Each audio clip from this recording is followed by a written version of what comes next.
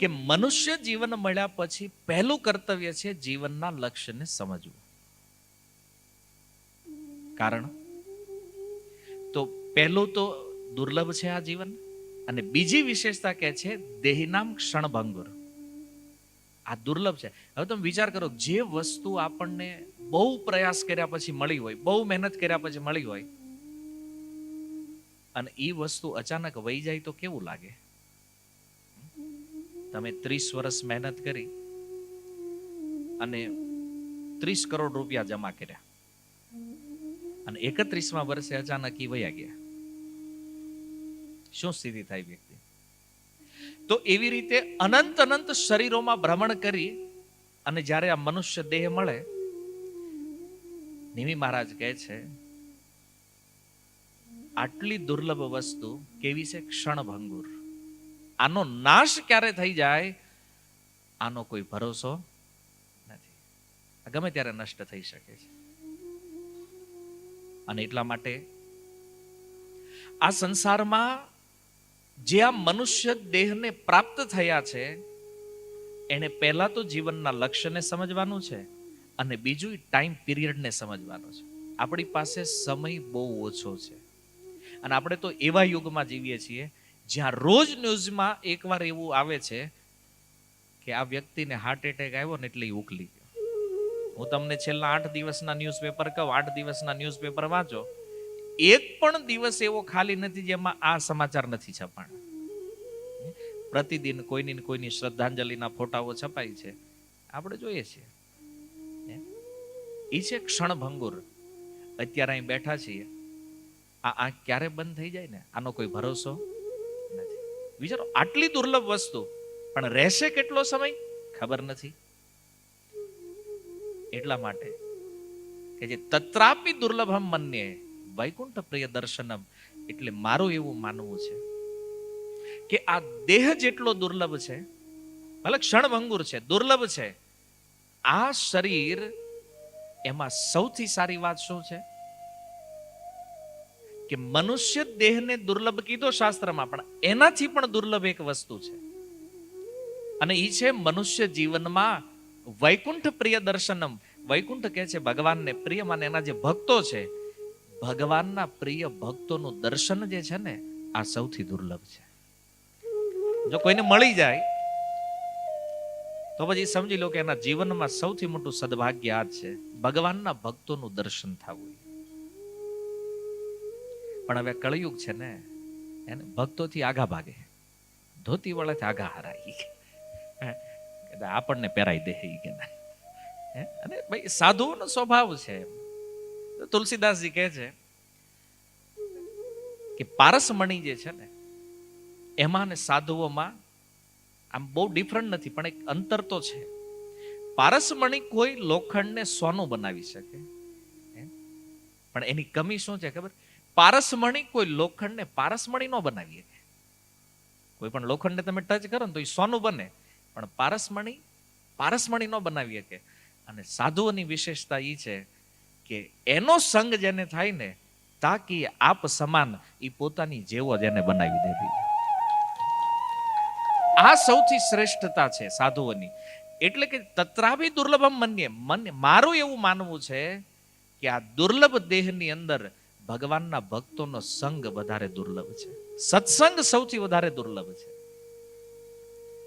અને જે વ્યક્તિ સત્સંગમાં હોય ને, એ ખબર પડી જાય. 500 માણસ બેઠા હોય ને, પણ એમાંથી કોણ સત્સંગમાં છે ને કોણ નથી ને, એને ઓળખવું બહુ સરળ છે. કેમ? એની વાણી.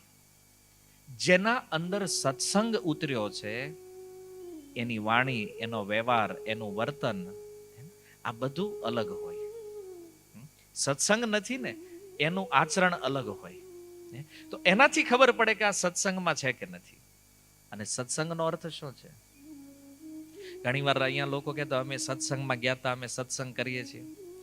સત્સંગનો વાસ્તવિક અર્થ છે સત વસ્તુનો સંગ કરવો, સતથી નિકટ રહેવું, સતથી નિકટ જાવું. આને કહે છે સત્સંગ. હવે માની લો અહીંયા આવીને બેઠા છે, આમાં ઘણા લોકો સાંભળો છો બધા એ ખરખું જ, પણ આ અડે કેટલું ઈ વિચારવાનું. એની જેવું એક એક ક્લાસની અંદર 60 વિદ્યાર્થીઓ હોય, ટીચર એક જ હોય, બોલનાર ટીચર એક છે, પણ હવે ઈ 60 માંથી એકનો પહેલો નંબર આવે, એમાંય ફેલ થવા વાળો બેઠો, 35% વાળો ત્યાં છે. બધા શિક્ષા તો એક સમાન આવી છે, પણ ગ્રહણ કેટલું કરે છે.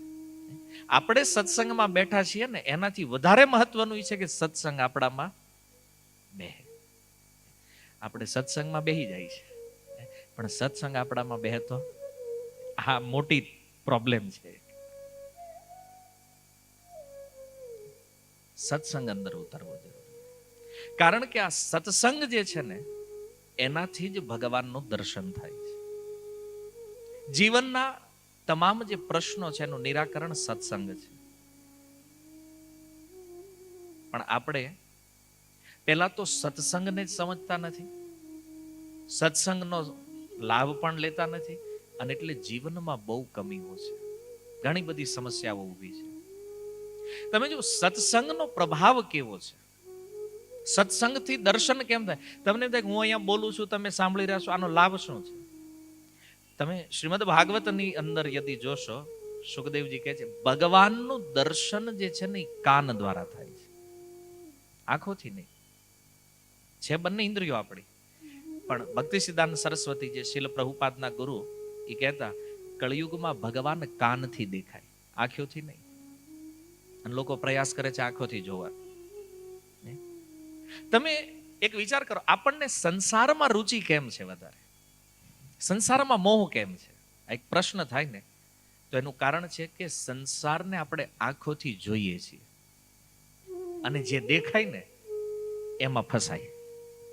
આ નિયમ છે. ભગવદ્ ગીતામાં ભગવાન કહે છે ધ્યાયતો વિષયાન પુંસ સંગસ્તે શુપ જાયતે, સંગાત સંગ જાયતે કામ, કામાત ક્રોધો વિજાયતે, ક્રોધાદ ભવતી सम्मोह, सम्मोहात સ્મૃતિ વિભ્રમ, સ્મૃતિ ભ્રંશાદ બુદ્ધિનાશો, બુદ્ધિનાશાત પ્રણશ્યતિ. એક ક્રમ ભગવાને બતાવ્યો છે હલવાવાનો.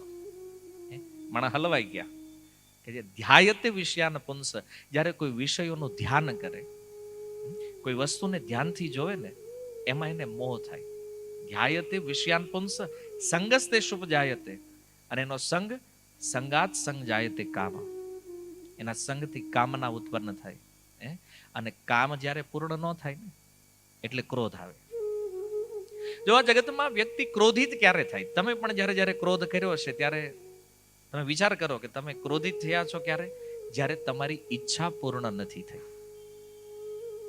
એવી ઘટનાઓને યાદ કરો જ્યારે તમે ક્રોધ કર્યો છે.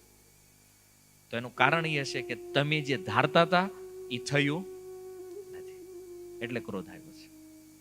તો કામના જ્યારે પૂરી ન થાય ને એટલે ક્રોધ આવે. અને ક્રોધાત ભવતી सम्मोह, ક્રોધ સંમોહન ઉત્પન્ન કરે છે. સંમોહન માને બુદ્ધિના વિવેકને નષ્ટ કરે છે. શું સારું છે, શું ખરાબ છે, શું સાચું છે, ખોટું છે, આ બધાનો વિવેક ભૂલાવી દે.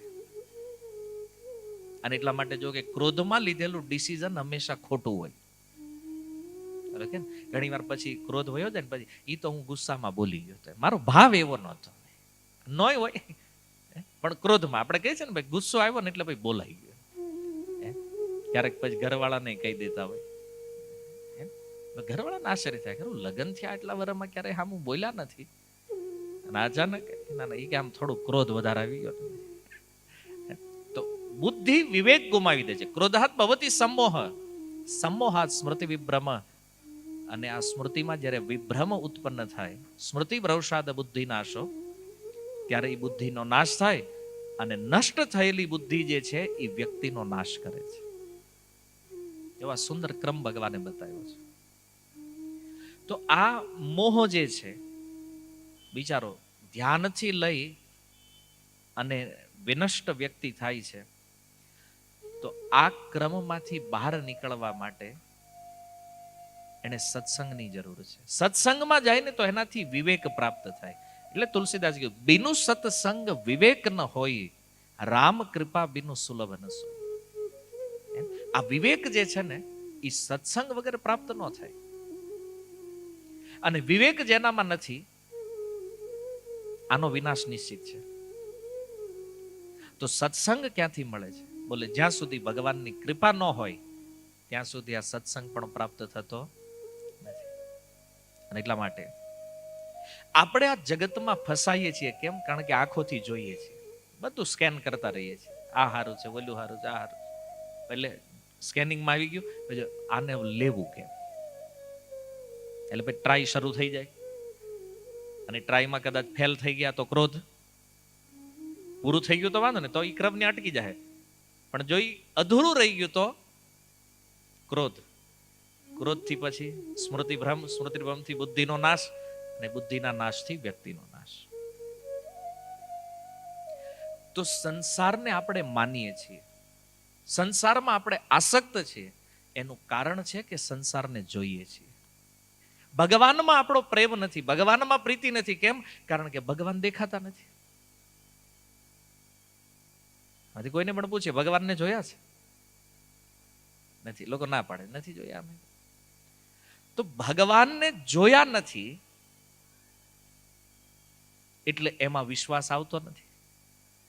એક શંકા થાય, કેવા હશે, કોણ હશે, એનું સ્વરૂપ કેવું હશે, એનું નામ શું હશે, અનેક પ્રકારના પ્રશ્નો છે. પણ જો ભગવાન સમજાય શ્રવણથી.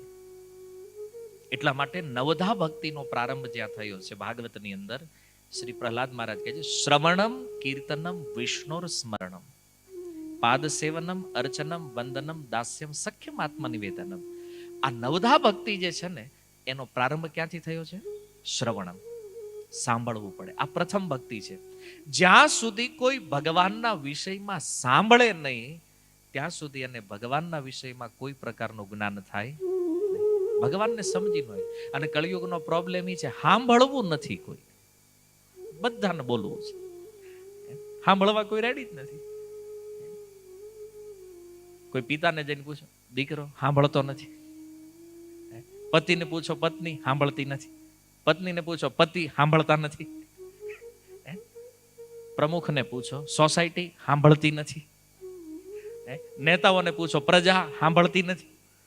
શિક્ષકને પૂછો, વિદ્યાર્થી સાંભળતા નથી. મોટો પ્રોબ્લેમ છે, શ્રવણ નથી. બોલવું જ બધા, સાંભળવું નથી. પણ જો ભગવાને આપણી રચના જ એવી કરી છે, મોઢું એક આપ્યું છે, કાન બે આપ્યા છે. બોલો ઓછું, સાંભળો વધારે. એટલે કાન બે આપ્યા. એક હોય તો એનો હાલે કામ.